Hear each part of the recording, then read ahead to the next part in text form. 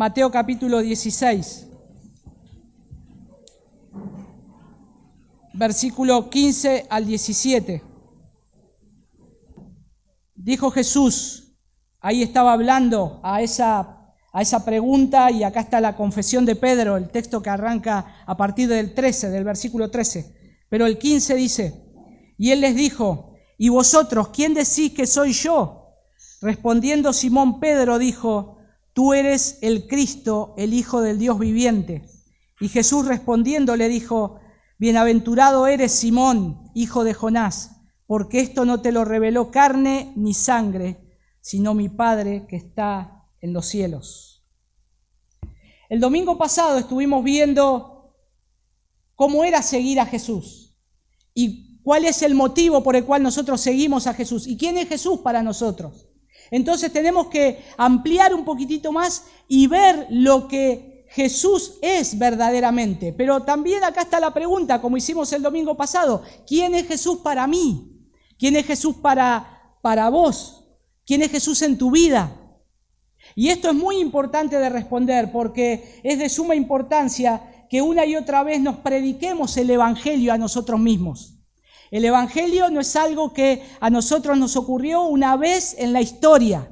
El Evangelio de Cristo es algo que ocurrió una vez. El Señor nos despierta por su gracia, pero a partir de ahí nosotros continuamos avanzando en el conocimiento del Evangelio. Y es el fundamento del cristiano el Evangelio. Pero es el fundamento del cristiano las verdades que contiene el Evangelio, las verdades fundamentales que sostienen nuestra fe. Por lo tanto, el Evangelio no es una simple oración de fe. El Evangelio no son 4 leyes espirituales. El Evangelio es mucho más que eso. Y el Evangelio va a tener una consistencia en nosotros, en nuestra vida práctica, a medida que nos respondamos esta pregunta que Jesús hizo. ¿Quién decís que soy yo? Y entonces, ¿quién es Jesús para vos? ¿Quién es Jesús para mí? Es decir, también los beneficios de la gracia de Cristo. Si no nos recordamos siempre el Evangelio, vamos a correr el riesgo de buscar en otro lado para obtener lo que solo se puede encontrar en Jesús. Vamos a buscar en otras cosas que nos satisfagan, que satisfagan nuestra vida. Como cantábamos recién, que nosotros queremos no solamente entregarnos y rendir nuestra vida a Cristo, sino que sabemos que Él satisface toda nuestra vida, satisface cada aspecto de nuestra vida, satisface el todo de nuestra vida. Si no estamos en este mismo momento de nuestra vida cristiana alimentando, o no estás alimentando tu alma con las realidades de la presencia, promesas y provisión de Cristo, le vas a pedir a la gente, a las situaciones y a las cosas a tu alrededor que sean el Salvador que nunca pueden ser. Si no tenemos en claro quién es Cristo en nuestra vida, vamos a buscar externamente que alguien satisfaga lo que nosotros necesitamos. Puede ser una familia, puede ser un esposo, puede ser un hijo, puede ser un trabajo, puede ser dinero, puede ser una relación sentimental. Si mi base es eso, lo que sostiene mi vida y alimenta mi vida, entonces estamos edificando sobre arena. El hombre necesita conocer a Jesús. El hombre fue creado para darle la gloria a Dios. Todos los hombres de este mundo. El propósito y su fin es que ellos puedan conocer a Cristo, a su Creador. Pero el pecado arruinó todo, como lo hemos visto, nos alejó de Dios. Ahora no vemos, estamos ciegos, pero no solo eso, estamos muertos en nuestros delitos y pecados y entonces ya no sabemos quién es Jesús. La gente no sabe quién es Jesús. Entonces empieza a buscar distintas respuestas. Entonces, si no estás descansando en el único evangelio verdadero, predicándotelo una y otra vez, vas a buscar en otro evangelio para satisfacer las necesidades de tu inestable corazón. Nuestro corazón, hermanos, es inestable. Es inestable. Nuestro corazón y nuestra alma no van a hallar descanso hasta que no encontremos a Cristo Jesús. No van a encontrar la paz que necesitan en este mundo hasta que no encontremos al Salvador, hasta que no sepamos quién es Él. Por lo tanto, hoy lo que quiero hacer es poder responder a esta pregunta: ¿quién es Jesús? ¿Quién es Jesús de acuerdo a lo que dice la Biblia? Y de acuerdo a esta verdad que dice la Biblia, nosotros vamos a tener un compromiso: tomar esta verdad o desechar esta verdad. Jesús dice en la Escritura, dice que Él es Dios, dice que Él es santo, Jesús dice que Él es el Salvador, Jesús dice que Él es el único camino, Jesús dice que Él es el Señor, pero también Jesús dice que Él es el juez. Así que rápidamente vamos a ver, en primer lugar, Jesús es Dios. Ahí en Juan capítulo 10, versículo 30, cuando Jesús estuvo en la tierra, hubo mucha confusión acerca de quién era Él.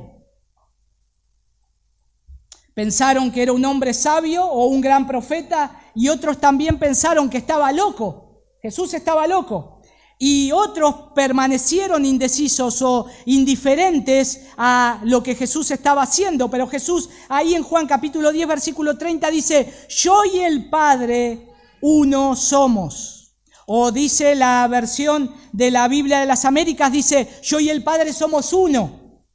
Entonces acá hay una unidad, una sola persona. Él es Dios. Él estaba diciendo, estaba confesando que Él mismo era Dios. No solamente Él en Juan capítulo 10 está diciéndoles que Él es el único que puede apacentar sus vidas como el buen pastor, sino que se tienen que acercar a Él porque Él es Dios encarnado. Él es Dios hombre. Y eso quiere decir que Él decía ser nada menos que Dios en carne humana. Y hoy en día mucha gente no entiende el hecho de que Jesús declara ser Dios. Lo quiere separar, ¿no? Y dice Dios por un lado y Él era el Hijo de Dios. No es lo mismo.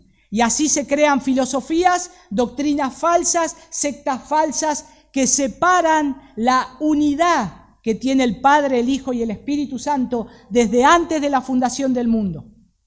Entonces, Jesús está diciendo acá que Él mismo es Dios. Él es uno con el Padre. Y estas personas muchas veces cuando ven esto y quieren separar a Jesús y a Dios, son felices pensando que Él era poco más que un gran maestro moral.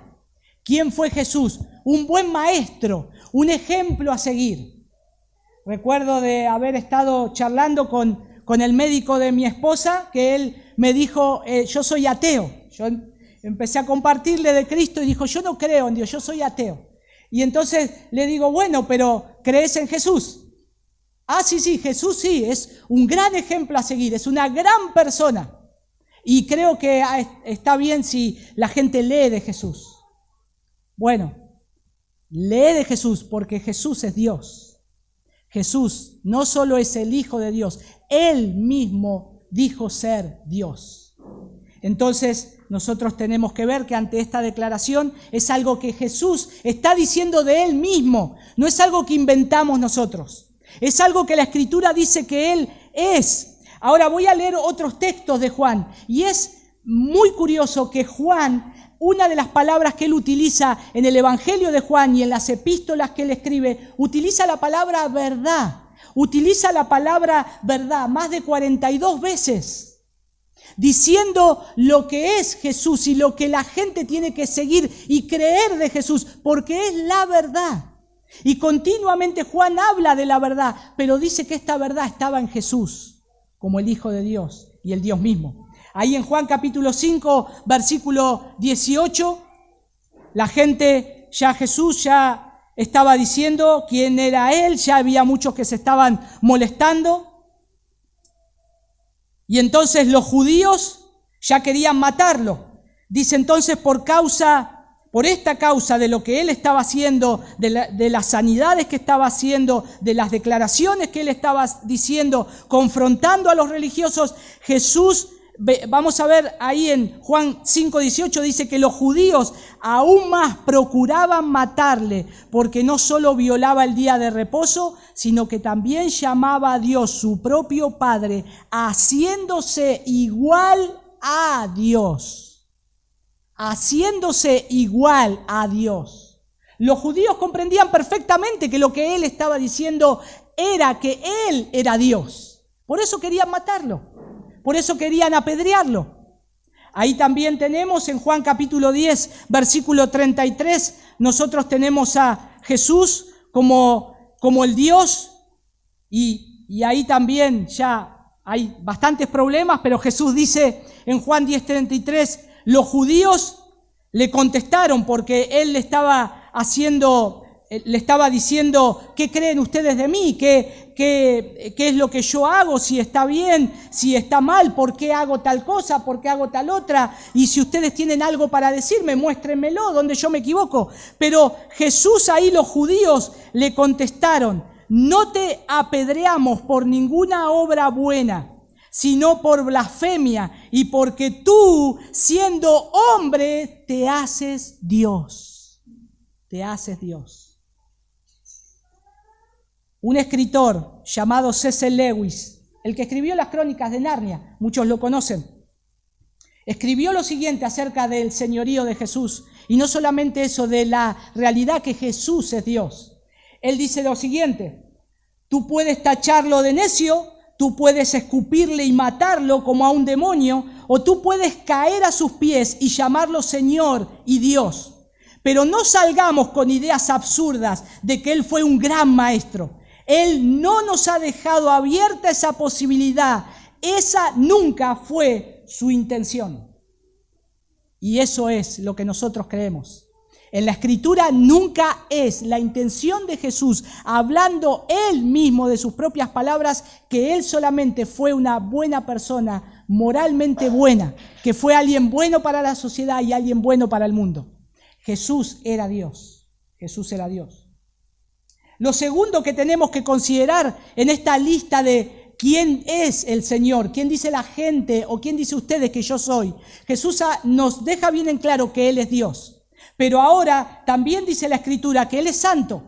Jesús es santo. Él está y vive en santidad. Dios es absoluta y perfectamente santo también. ¿Se acuerdan ahí Isaías capítulo 6, versículo 3? Esa visión que tiene el profeta Isaías cuando muere el rey Usías, una visión tremenda de la gloria de Dios, y él ve al Señor que está en un lugar donde hay ángeles, donde hay distintos tipos de ángeles adorándole a él. Y lo que estaban diciendo era: Santo, Santo, Santo, Jehová de los ejércitos. Toda la tierra está llena de su gloria. Y dice que el uno al otro daba voces diciendo esto. Ahora, Él no puede cometer, el Señor siendo Dios, Jesús entonces, si es Dios, entonces esa santidad le pertenece también a Jesús. Ese santo, santo, santo que los ángeles daban en la visión de Isaías, ahí está Jesús también. Los ángeles postrándose, adorándole a Él. Él estaba con el Padre desde antes de la fundación del mundo. Él habitaba con Él, existía con Él, y el mundo fue creado por medio de Él. Pero estos seres creados le adoran al Señor en su santidad. Por lo tanto, cuando Jesús vino al mundo, Él vivió en perfecta santidad. Él nunca abandonó ni dejó su santidad. Jesús seguía siendo santo, santo, santo. Si nosotros recordamos también algunos textos del Nuevo Testamento, son muchos, solo vamos a ver algunos. Dice que ahí en Santiago capítulo 1, versículo 13, dice que Él no puede aprobar o Él no puede cometer o aprobar el mal, porque en Él no hay engaño, en Él no hay mancha. En Jesús no hubo nunca una mancha mientras vivió en este mundo. En Jesús jamás hubo pecado, nada. En el Señor nunca se le cruzó un mal pensamiento. Nunca se levantó enojado, nunca se acostó enojado y pecó con su enojo. Jesús fue santo, 3 veces santo. Colosenses capítulo 2, versículo 9, el apóstol Pablo dice que en él habita corporalmente toda la plenitud de la deidad. Padre, Hijo y Espíritu Santo. En él habita corporalmente toda esa plenitud, toda la plenitud. Él era perfectamente santo. Y ahora también Hebreos 4:15 nos recuerda que él, siendo santo, el autor de Hebreos dice, porque no tenemos un sumo sacerdote que no pueda compadecerse de nuestras debilidades. El Señor nos está diciendo acá que Él conoce nuestra vida, que Él sabe lo que sufrimos. Nunca digamos que el Señor no conoce lo que yo estoy sufriendo, lo que me está pasando en este momento. Él sabe exactamente porque Él lo vivió. Él vivió todo lo que nosotros vivimos de distintas maneras. Dice que Él, tenemos un sumo sacerdote, uno que fue tentado en todo según nuestra semejanza. Fue tentado Jesús en todo, hermanos. Si creemos en la autoridad de la Escritura, en la inerrancia bíblica, la palabra todo es todo. Pensá en algo que sos tentado, Jesús fue tentado en eso. Pensá en algo que podés llegar a ser tentado, Jesús fue tentado en eso. Pero, dice el autor de Hebreos, Él fue sin pecado. Fue tentado en todo según nuestra semejanza, pero sin pecado. Muchas veces dicen, estoy pasando este problema o me pasa esto, y entonces nosotros le aconsejamos y le decimos, bueno, mirá a Jesús, Él te va a ayudar. Jesús venció el pecado, Jesús es nuestro sumo sacerdote, Jesús está con nosotros, no nos va a abandonar. Jesús ya pasó por esto, bueno, pero Él fue Jesús, Él fue el Hijo de Dios, para Él es fácil.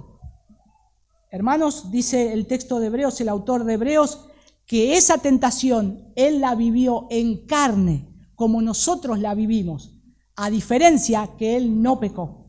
Él nunca pecó, jamás pecó, pero Él sabe lo que es. Él no es alguien que no se compadezca de nosotros, sí sabe lo que nosotros estamos pasando. Sus mismos enemigos también no podían probar acusaciones alguna contra Él. Le buscaban siempre algo. Ahí en Juan veíamos que los judíos querían apedrearlo. Pero noten que en Juan capítulo 8, versículo 46, cuando Jesús ve que lo persiguen, lo quieren apedrear, lo quieren acusar, entonces Jesús directamente se le planta y les hace esta pregunta. Ahí en Juan 8:46 le dice, ¿quién de vosotros me redarguye de pecado? Pues si digo la verdad, ¿por qué vosotros no me creéis? Está diciéndole, ¿de qué me están acusando? ¿De qué me están diciendo a mí que yo soy culpable? ¿De qué? ¿Estoy mintiendo o digo la verdad? Entonces no podían acusarlo a Jesús. No podían acusarlo. La estrategia para matar a Jesús no se podía dar de una manera bíblica, podríamos decir. Porque Él no tenía pecado, pero a su vez no estaban viendo que Él exactamente era el Hijo de Dios. Y a su vez era el santo. Otra de las consideraciones que tenemos que tener en cuenta de Jesús, ¿quién es Él? ¿Quién es el Señor? Cuando nos hace esa pregunta, no solo Él es Dios, no solo Él es santo, sino que Él es el Salvador. Él es el Salvador. Porque nosotros, hermanos, tenemos que comprender que Dios también requiere de nosotros santidad. El Señor requiere del hombre que sea santo. Primera de Pedro capítulo 1, versículo 16, dice, sed santos porque yo soy santo. ¿Quién puede ser santo como el Señor? ¿Quién puede llegar a ese estándar del Hijo de Dios? Jesús requiere esto de todos los hombres, que sean santos como Él es santo. Entonces uno tiene que ser sincero y decir, bueno, no, yo no alcanzo ese nivel y no hay nadie que pueda en este mundo hacerlo. Y esa es la verdad. No hay nadie que pueda llegar a la medida del Hijo de Dios. El estándar, hermanos, no es que la gente sea santo como yo soy santo, o como un hermano cualquiera de nosotros sea santo. El estándar y la medida de Dios es: sean santos como mi Hijo Jesús es santo. Entonces, ¿qué es lo que sucede acá? Nos entra la desesperación. Y está bien que entre la desesperación, porque es en el momento de la desesperación, es el momento de verme delante de Dios, que Él es Dios, que Él es el Señor, que a su vez Él es santo y requiere que el hombre sea santo y viva en santidad. Entonces, ¿cómo puedo estar bien delante de Dios? Porque soy un pecador. Porque no alcanzo el estándar de Jesús, porque muchas veces peco de distintas maneras, en hechos, de pensamientos, desde que he nacido vengo pecando. Mi historial de pecados se ha acumulado tanto que si el Señor juez justo me pone delante del tribunal, sería justo que baje el martillo y me diga: condenado. Entonces, ¿quién dice? La gente o Jesús, ¿quién es para ustedes y quién es para mí? Y en este caso, ante esta verdad, Jesús es para mí el Salvador. Jesús tiene que ser el Salvador. No solo reconozco que Él es Dios y Él es santo y habita en santidad, sino que ahora veo que Él requiere de mí que para vivir con Él yo tengo que ser santo como Él es santo. Pero no puedo. Mi vida está manchada de pecado.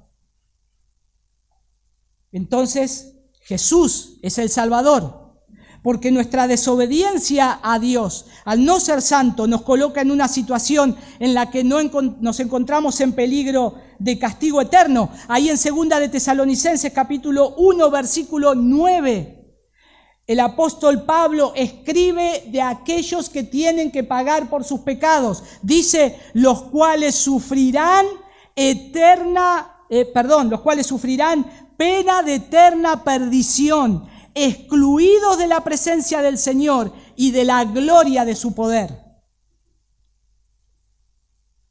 No somos salvos porque venimos a una iglesia que predicamos la sana doctrina. No somos salvos porque somos reformados o calvinistas o lo que sea.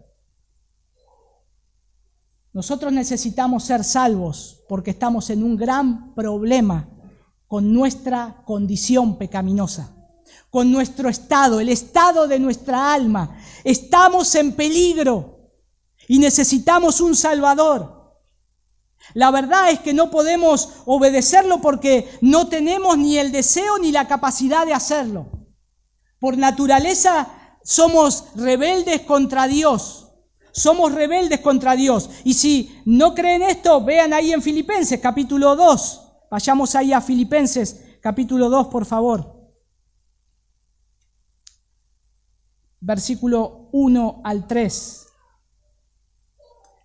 Y Él os dio vida a vosotros que estabais como muertos en vuestros delitos y pecados. Gracias Lea, Efesios 2 del 1 al 3.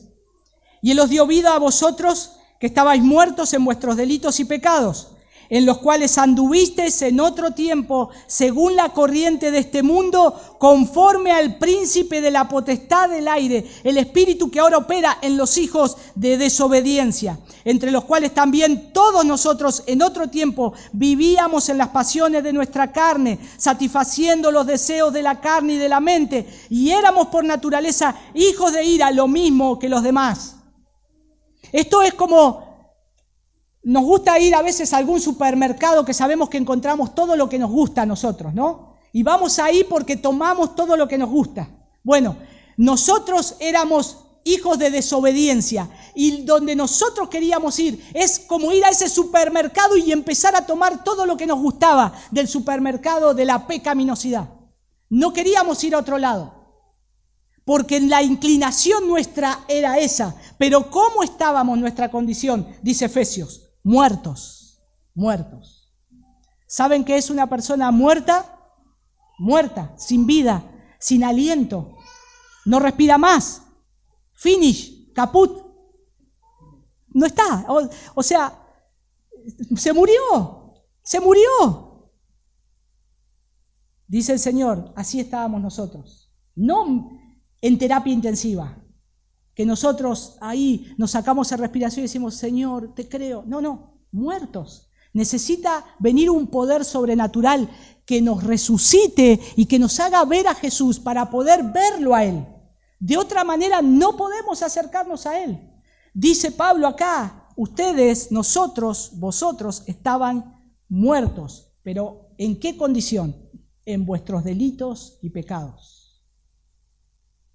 La Biblia llama a nuestra rebelión pecado. La rebelión del hombre es pecado contra el santo, contra el rey del universo, contra el Dios que creó los cielos y la tierra. El hombre hoy está en pecado contra Dios. De acuerdo a la Escritura, todo ser humano es culpable entonces de pecado. No hay hombre que no peque. Ahí en Primera de Reyes capítulo 8, versículo 46, dice, si pecaren contra ti, y hace una aclaración ahí, dice, porque no hay hombre que no peque, estuvieres airado contra ellos, y los entregares delante del enemigo para que los cautive y lleve a tierra enemiga, sea lejos o cerca. Lo que deja en claro acá es que no hay hombre que no peque. Y yo sé que se les viene algún otro pasaje a la mente y no lo digan qué pasaje es, pero seguro que Romanos.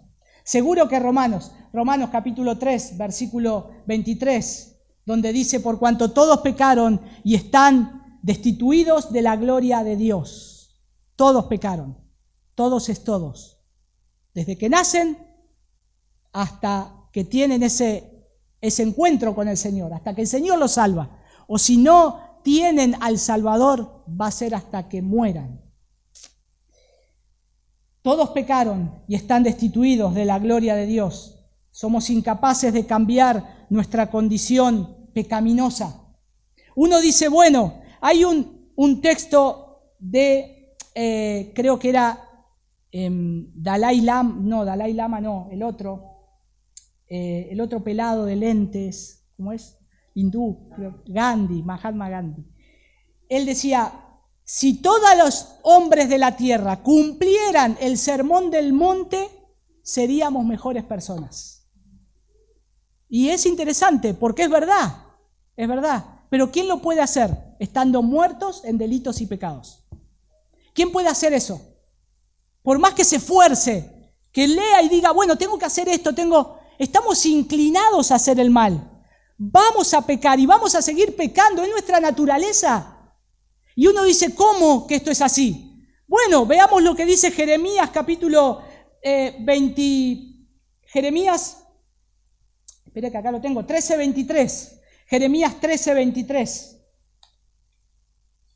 Noten lo que el profeta Jeremías le dice al pueblo de Dios, que era un pueblo que se había ido tras la idolatría, que le estaba dando la espalda a Dios y que una y otra vez el profeta Jeremías lo llama al arrepentimiento porque su condición era rechazar a Dios, darle la espalda a Dios. Jeremías 13:23 dice, ¿mudará el etíope su piel y el leopardo sus manchas?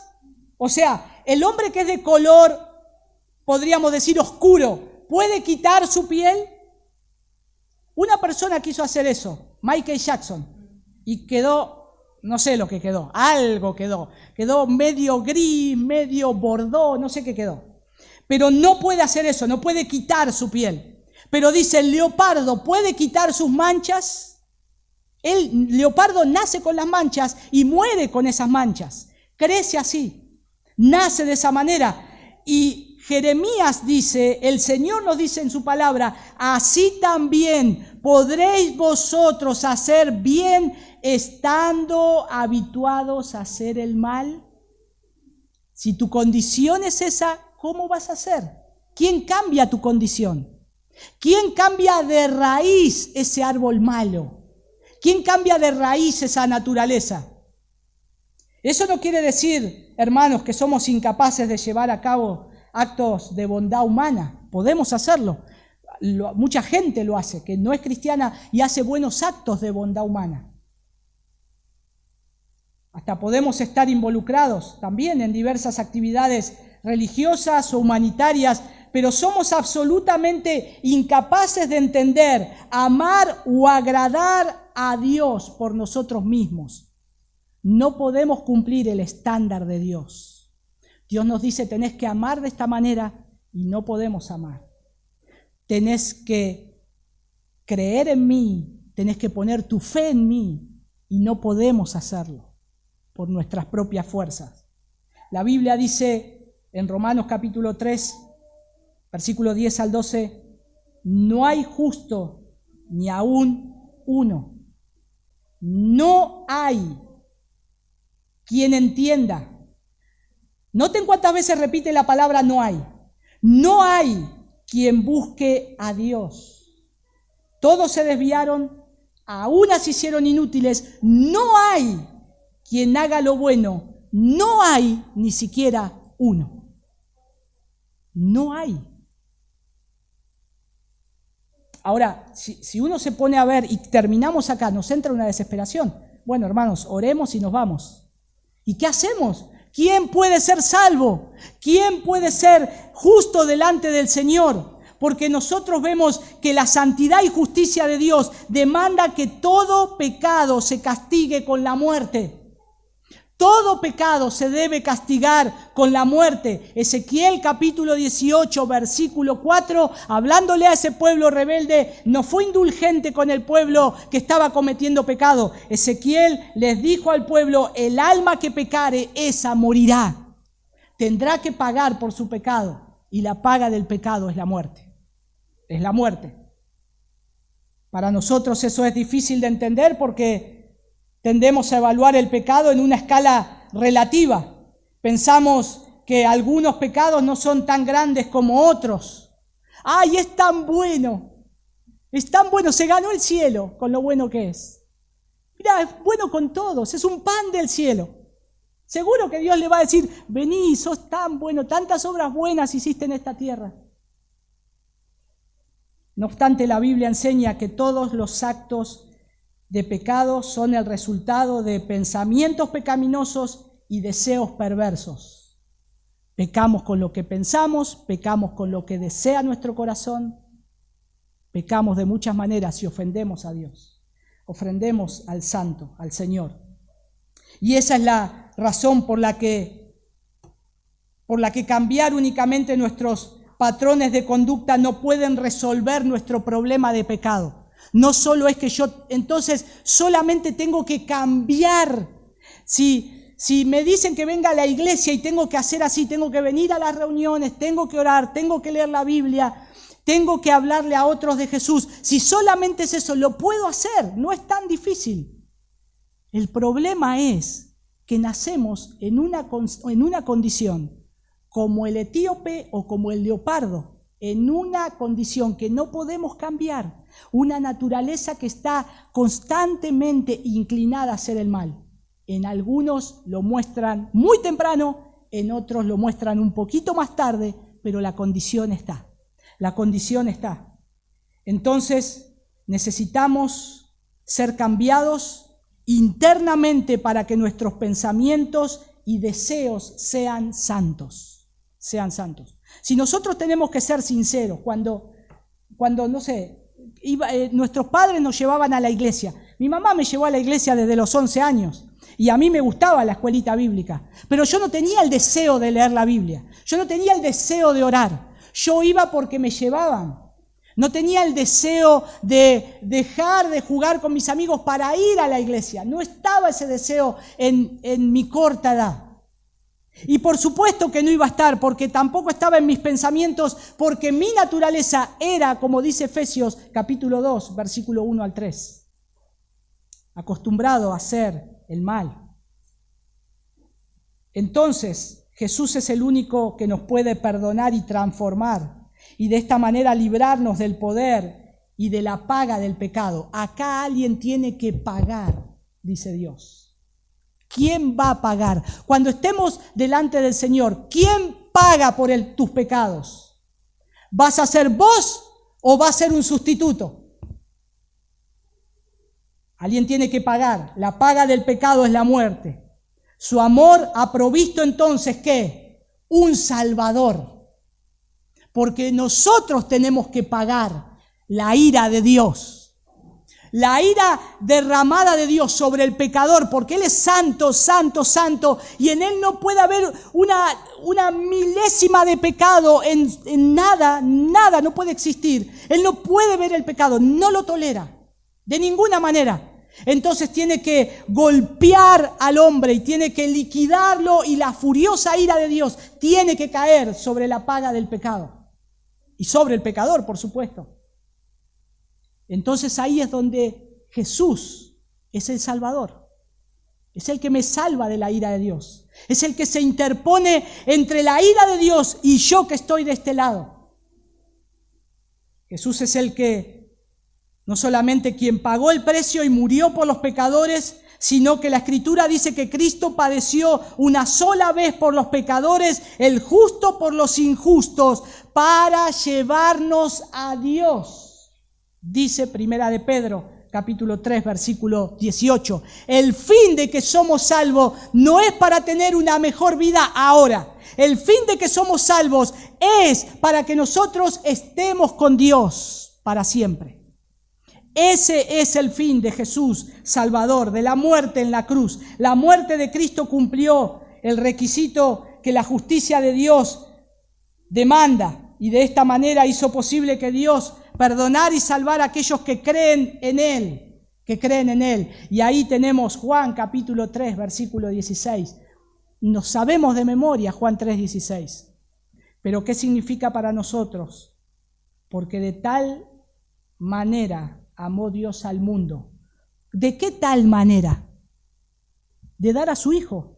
De tal manera que lo más preciado que tiene Él, lo entrega para que se ponga adelante mío y la ira de Dios golpea a su Hijo, y yo, pecador, que merezco la muerte, la condenación, quede libre. Porque se me carga todo eso a mi cuenta. Y Jesús el justo es golpeado por la ira de Dios, es abandonado por la ira de Dios, es molido por la ira de Dios. Porque de tal manera amó Dios al mundo que ha dado a su Hijo unigénito para que todo aquel que en Él cree, que en Jesús cree, en el único camino, verdad y vida, en Él y solamente en Él cree, no se pierda, sino o más tenga vida eterna. Tito capítulo 2, versículo 13. Dice que nosotros aguardamos la esperanza bienaventurada y la manifestación gloriosa de nuestro gran Dios y Salvador Jesucristo. Lo anhelamos en esa segunda venida, donde todo va a ocurrir ahí, donde todo está ahí, donde todo va a pasar de una vez. Lo anhelamos los hijos de Dios ese tiempo. Porque Él es nuestro gran Salvador. Él es el suficiente Salvador. Cuando estaba perdido, Él se puso adelante mío. La ira de Dios lo aplastó y yo ahora estoy libre. Y yo ahora, cuando no leía la Biblia antes, no me gustaba leer la Biblia, ahora me gusta leerla. Y no quería ir a la iglesia y ahora voy a la iglesia. Y ni siquiera imaginaba que yo predicaría alguna vez, porque nunca se me hubiese ocurrido. Pero Dios puso a su Hijo adelante. La única manera era que ponga a su Hijo adelante, para que a partir de ese momento Él ponga ahora sí su vida en mí. Yo estaba muerto, Él me resucita, me abre los ojos, lo veo a Él, corro hacia Él porque Él me llama y ahora estoy con Él y vivo para Él. Y ahora el cristiano lo ama. Y sufre, y dice, ¿cómo sufrís tanto y tenés gozo? Y no sé, lo amo al Señor, no lo quiero dejar, aunque tenga circunstancias adversas, lo amo y lo quiero adorar y quiero exaltarlo y quiero leer la Biblia y estoy gozoso, lloro de dolor, pero hay un gozo interno que no sé, no puede ser una persona normal, no lo puede tener, porque ahora estás vivo, pero no solo vivo, estás más vivo que nunca, más vivo que nunca. ¿Quién es Jesús para nosotros? También es el único camino aceptable a la fe salvadora. Es el único camino aceptable a la fe salvadora. No hay otro camino. Algunas personas piensan que no importa lo que alguien crea siempre y cuando la persona sea sincera. ¿No es cierto? Nos pasó una vez, yo creo que mi hermano Pepe debe recordar, nos invitó un joven a comer a la iglesia y, bueno, íbamos a dar gracias por los alimentos. Había un grupo de jóvenes y nosotros conocíamos más o menos bien el Evangelio. Y me río porque me acuerdo del momento, la mamá del chico que no era cristiano quiso decir unas palabras a todos nosotros, no sé para qué, pero empezó a decir de la fe y a hablar de la fe, y bueno, nosotros la escuchamos, y dice, porque todos los caminos conducen a Dios, ¿no es cierto? Y nosotros, la verdad, teníamos más hambre, queríamos comer, y digo, no sea cosa que empecemos a discutir y nos echen y no comamos, ¿no? Y entonces todos hicieron como, no dijeron ni sí ni no, hicieron como un Pero porque la realidad es que no todos los caminos te conducen a Dios. Hay un único camino que te conduce a Dios, y es Jesús. Es tener fe en Él, es creer en Él. Entonces, si es Jesús el único camino que te lleva a creer y a poner tu fe en el Salvador y a reconciliarte con Dios, entonces tendríamos que decir que el único objeto de nuestra fe es Jesús. El único objeto que el hombre tiene que poner sus ojos, su mirada es en Jesús, no otro. Yo no puedo poner mi fe y mi mirada, el objeto de mi fe que sea una iglesia, que sea un hermano, que sea mi hijo, que sea mi esposa.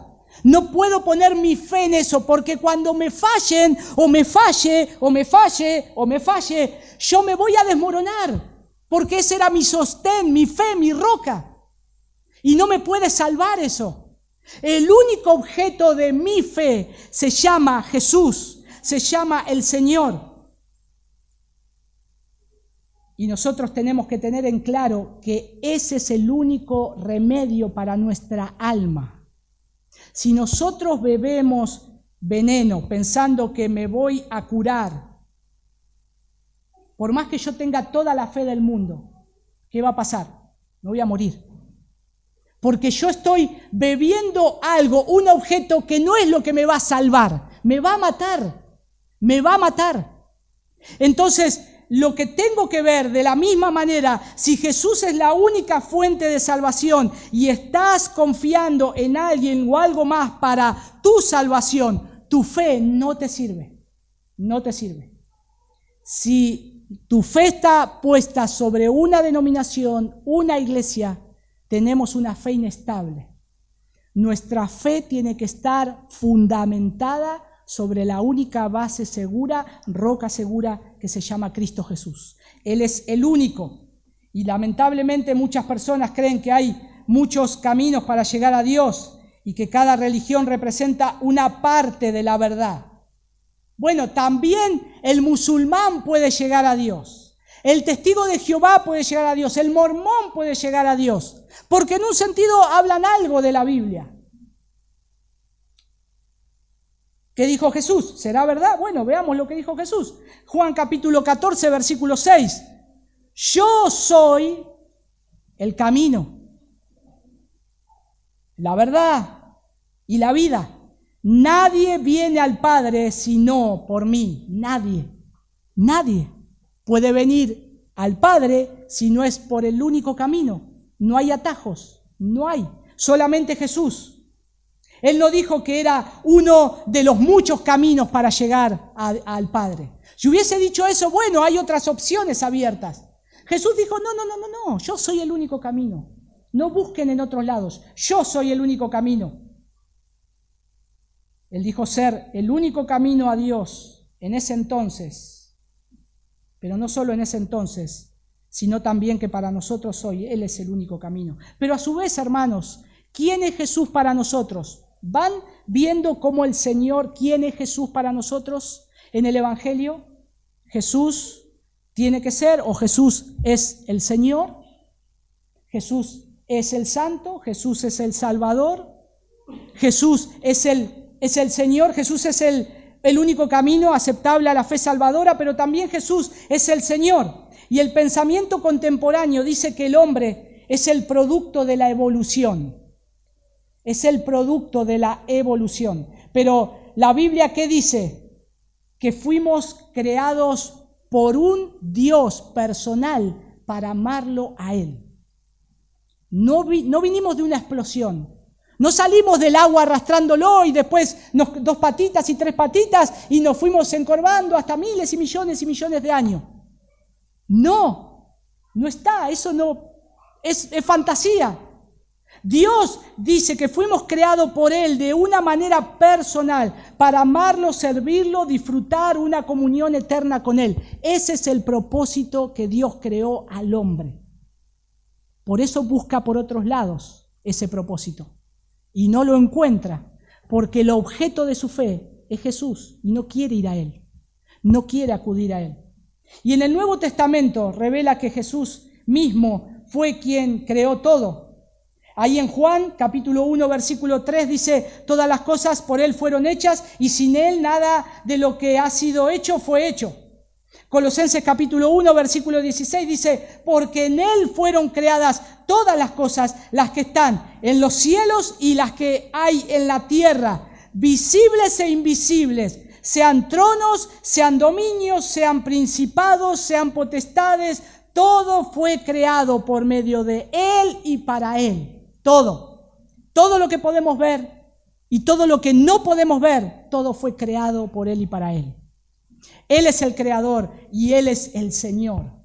Él es el Señor. La soberbia de las naciones un día se va a terminar.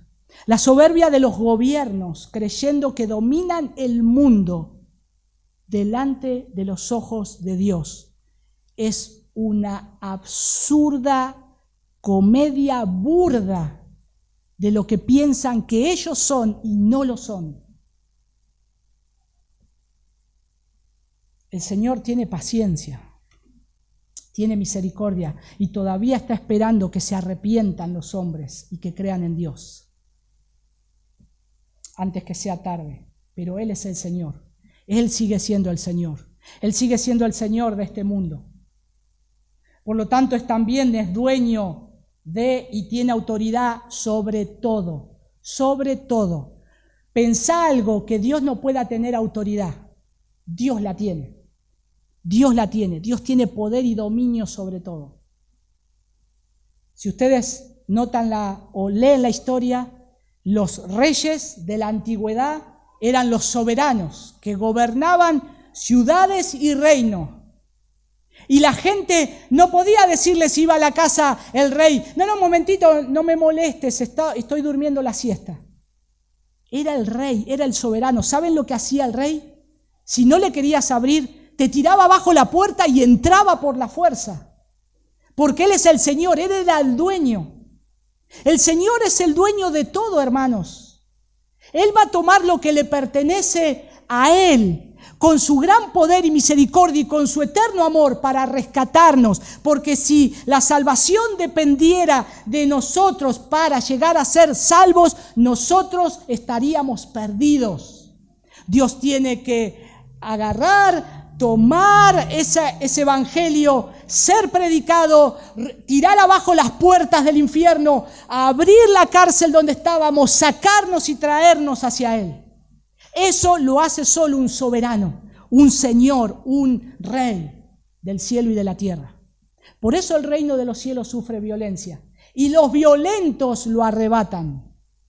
No quiere decir que, wow, yo soy violento y mi fe y la actitud. No. Por favor. Los violentos son los que predican el evangelio de Cristo y una y otra vez están hablándole a las almas pecadoras y están asaltando las puertas del infierno para que el Señor rescate a esas personas. El Señor es el Rey, es el Señor. 2 textos, déjenme compartirles. Romanos 1:4 dice que fue declarado Jesús, que fue declarado Hijo de Dios. ¿Con qué?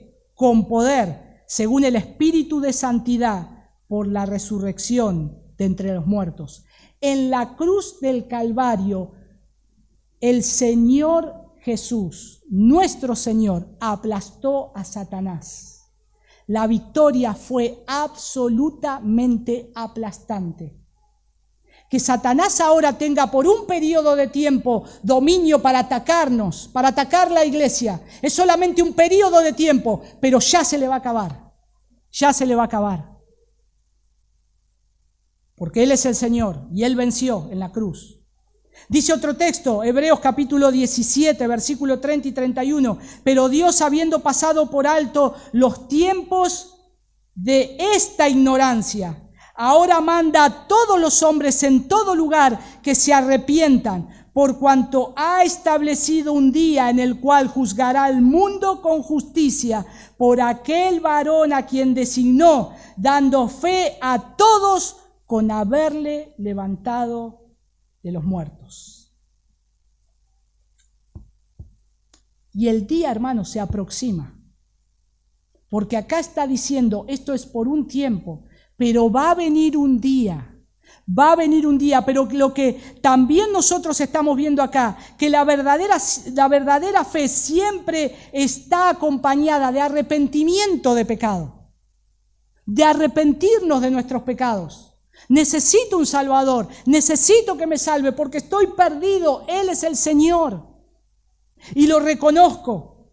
Entonces el arrepentimiento es más que simplemente sentirnos mal por el pecado, sentirnos mal por el pecado, es estar de acuerdo con Dios en que somos pecadores. Lo que la Escritura nos está llevando desde que el hombre pecó hasta que es consumada la obra de Cristo en la cruz, hasta que Él venga a buscarnos, todo el tiempo el Señor está diciéndonos a nosotros, mirá la Escritura, ¿estás de acuerdo que sos pecador? ¿Ves lo que dicen todos los textos? Sos pecador.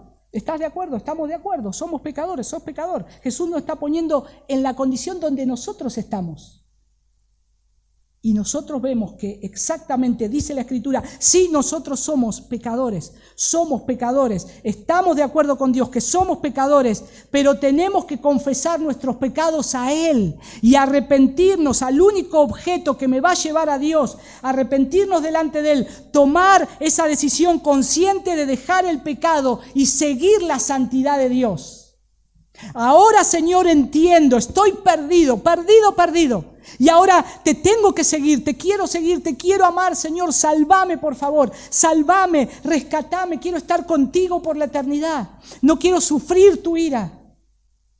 Sálvame por medio del único objeto que me puede acercar a ti y reconciliar contigo, que es Jesús,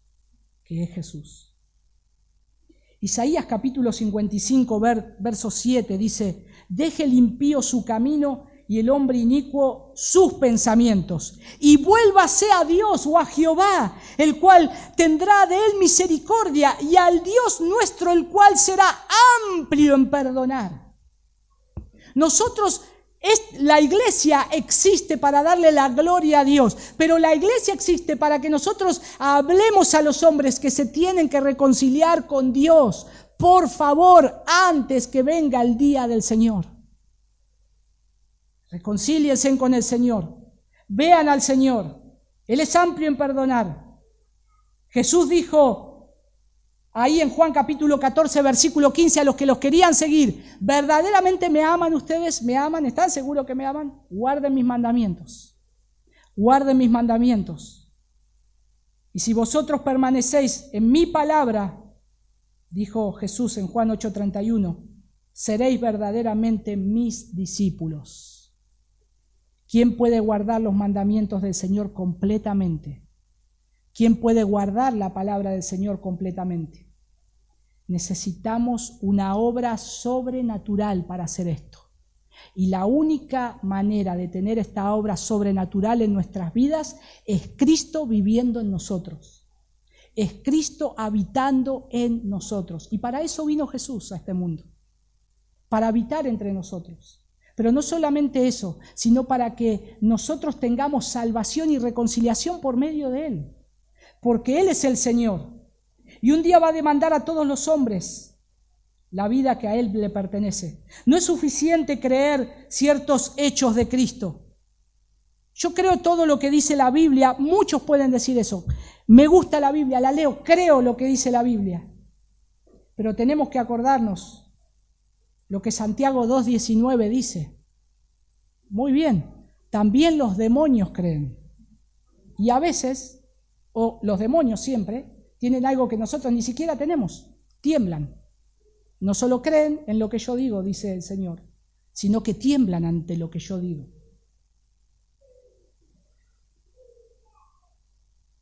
Porque los demonios no lo aman ni le pueden obedecer. Esa es la realidad. Ya no se pueden convertir los demonios. Nosotros sí. Los hijos de Dios o los que no están en el Señor se pueden convertir. Porque su fe no es genuina. La fe verdadera, salvadora, siempre responde a la obediencia. A la obediencia. Ahí en Efesios 2:10 el apóstol Pablo sigue diciendo, porque somos hechura suya, creados en Cristo Jesús, ¿para qué? Para hacer buenas obras, las cuales Dios preparó de antemano para que anduviésemos en ella. Un cristiano hace las obras de Dios. Un cristiano hace las obras del Señor. Jesús es el Señor soberano y cuando le obedeces estás reconociendo su señorío y te estás sometiendo a su autoridad. Esa es la realidad. Y eso no quiere decir que tu obediencia siempre va a ser perfecta, porque por supuesto seguimos pecando, luchamos con el pecado cada día. Todos los días tenemos que ir a nuestro abogado, a Jesús, pedirle perdón, reconciliarnos con el Señor, perdonar a algún hermano que hemos ofendido y el Señor los perdona. Ahora está Jesús, nuestro abogado, el que nos salvó. Y ahí seguimos adelante. Pero la meta, hermanos, es ser como Jesús. La meta es obediencia absoluta al Señor. Esa es la meta y hay que seguir en pos de eso. No hay área de nuestra vida o de tu vida que rehúses entregársela al Señor. Él tiene poder sobre todo. Yo me creía que iba a pasar de largo. El Señor, hermanos, Jesús es el Señor. Por último, ¿cómo tenemos que terminar? ¿Quién dice la gente que es Jesús? ¿O quién es Jesús para ustedes? También Jesús es el juez. También Jesús es el juez. Todos los que rechacen a Jesús como su Señor y Salvador lo enfrentarán un día como su juez. Ahora tenemos la libertad. Tenemos la libertad, los hombres tienen la libertad de que le prediquemos el Evangelio y nos insulten. O nos dejen de lado, andá vos con tus cosas. No, yo no creo nada de eso, todo invento. La realidad, hermanos, que si Jesús, Él es el santo, Él es el Salvador, Él es el único camino a nuestra fe. El Señor, Jesús es el Señor, el que creó los cielos y la tierra. Este mundo le pertenece. Donde estamos parados le pertenece al Señor. Si el Señor quisiera, podría ser como la rebelión de Coré, abrir la tierra al medio y que seamos todos tragados. Porque Él es el Señor. Él hace todo lo que bien a Él le parece. Y si un día Dios quisiera ahora en una hora decir voy a liquidar este mundo, lo aplasto, Él lo puede hacer. Jesús es el juez. Pero lo que está diciendo ahora, que Dios manda a todos los hombres en todo lugar que se arrepientan. ¿Por qué? ¿Por qué que se arrepientan? ¿Queremos que la iglesia se llene? No, si esto es un periodo de tiempo. Nosotros estamos acá un lapso de tiempo. Después la iglesia ya no va a estar más. Ya nosotros vamos a estar con el Señor. Y eso va a ser en un abrir y cerrar de ojos. Pero lo que el Señor dice acá, en Hechos capítulo 17, versículo 30 al 31, lo que está diciendo es que Dios manda a todos los hombres en todo lugar que se arrepienta por cuanto ha establecido un día en el cual juzgará al mundo con justicia. Un día, hermanos, el cual Dios va a juzgar al mundo con justicia. No muchos juicios, un día, un juicio. Todos los hombres de la tierra, toda raza, todo pueblo, toda nación, toda religión, todo lo que se mueve en la tierra va a ser juzgado por el Señor. Va a ser juzgado, dice acá Hechos, dice la Escritura, va a ser juzgado porque Él lo estableció ese día y dice que lo va a hacer con justicia por aquel varón a quien designó, dando fe a todos con haberle levantado de los muertos. Nadie va a poder negar que Jesús fue la evidencia suficiente para ver al Salvador colgado, para que el mundo tenga un antes y después de Cristo, porque está mostrando que a Él hay que mirarlo para que seamos salvos. Y aquellos que tal vez dicen, ¿cómo se va a salvar? Aquel indiecito que nunca escuchó el Evangelio, tiene la creación de Dios, dice el Salmo 19. Tiene las evidencias de Dios. Las obras de Dios saltan, son evidentes por todos lados.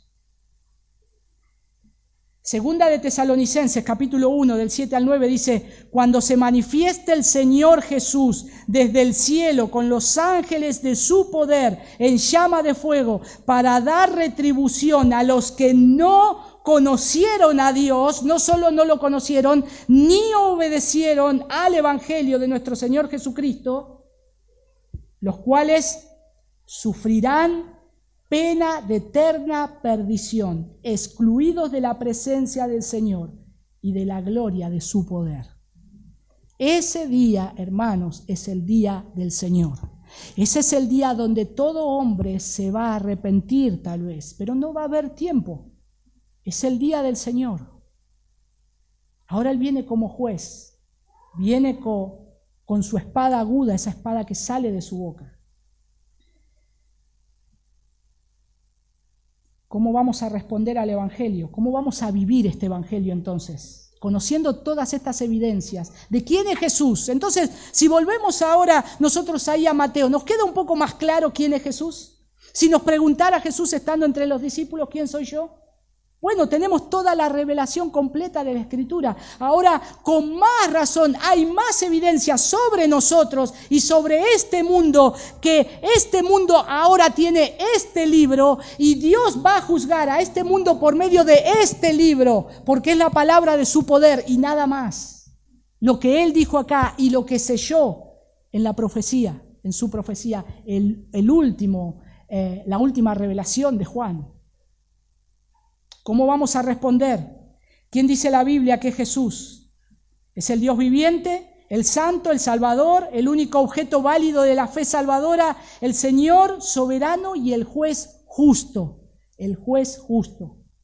De acuerdo a los textos que leímos acá, el Señor es el Señor porque le pertenece todo y está bien, pero a su vez Él es un juez que va a tomar de lo suyo porque Él es el dueño. Él es el dueño. Nadie le puede decir qué haces. Entonces, ¿quién decís vos que es Jesús para tu vida? Para tu vida personal. A cada uno de nosotros.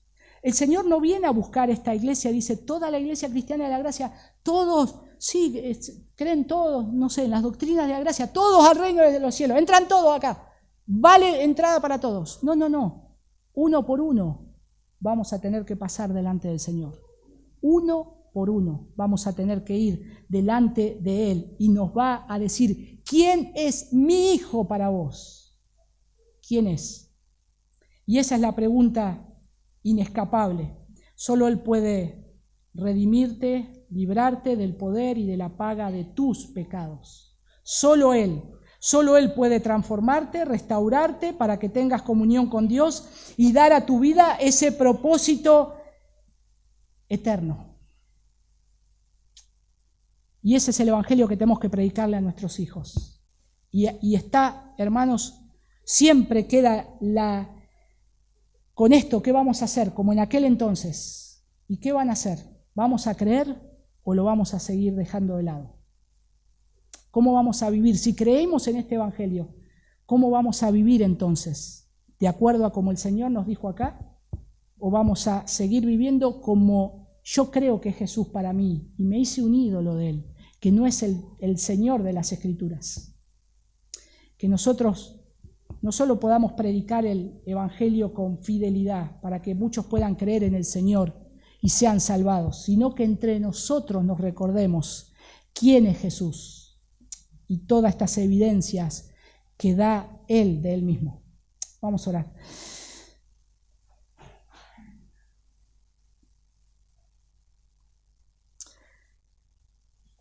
Señor, te quiero dar gracias, Padre, Señor, gracias por tu palabra. Gracias, Señor. Cuánta evidencia que tenemos en tu palabra tan clara de quién eres. Gracias, Señor, por permitirnos recordar el Evangelio, en el cual nos dice exactamente quién sos, de acuerdo a lo que has dejado escrito en tu palabra. Gracias, Señor, porque no solamente, Señor, tú eres aquel Dios viviente, eres el Santo, eres el Salvador, el único objeto válido de nuestra fe, de esa fe salvadora. Eres el Señor soberano, eres el juez justo, sino que eres aquel Dios que envió a su único Hijo con tanto amor para salvarnos, Señor. ¿Qué te movió a salvar a pecadores que nos merecíamos el castigo de tu justa ira? Te mueve tu amor, Señor. Te damos gracias. Si hoy estamos acá es por tu amor, Señor. Si hoy nos levantamos para venir hasta acá es porque es tu amor, Señor. En otros tiempos estaríamos haciendo cualquier otra cosa, Señor. Durmiendo, yéndonos a pasear, mirando carrera de autos, qué sé yo. Pero, Señor, nos mueve tu misericordia y tu amor, lo que has derramado en nuestros corazones para que te sigamos a ti, Señor. Te damos tantas gracias. Y, Señor, te damos gracias porque de la misma manera, así como hoy oramos por los niños que están leyendo la Biblia, Señor, sabes que hay muchos de ellos que lo hacen con agrado, Señor, con expectativa. Hay otros, Señor, que lo hacen porque otros amiguitos lo hacen. Hay otros, Señor, que lo hacen porque no tienen que hacer. Pero, Señor, te pedimos sobre todo ellos, aún sobre nuestros hijos, sálvalos, Señor, sálvalos. Despiértalos al abrir tu palabra, Señor. Despiértanos a nosotros al abrir tu palabra cada día, al leer la Biblia, Señor, de manera sistemática, de manera cronológica, como la leamos, Señor. Despiértanos, Señor, a poder verte cada vez más, Señor, y predicar tu evangelio, Señor, y pedirle a los hombres, a toda esta ciudad, a todos los hombres que conocemos, familiares, Señor, que sea la urgencia, por favor, arrepiéntanse antes que venga el día donde el Señor, juez justo, condene, donde traiga su justo juicio, donde ya no haya esperanza. Señor, ayúdanos. Te damos gracias, Padre. Gracias por la esperanza del Evangelio y la felicidad que nos da el Evangelio. En el nombre de tu Hijo Jesús. Amén y amén.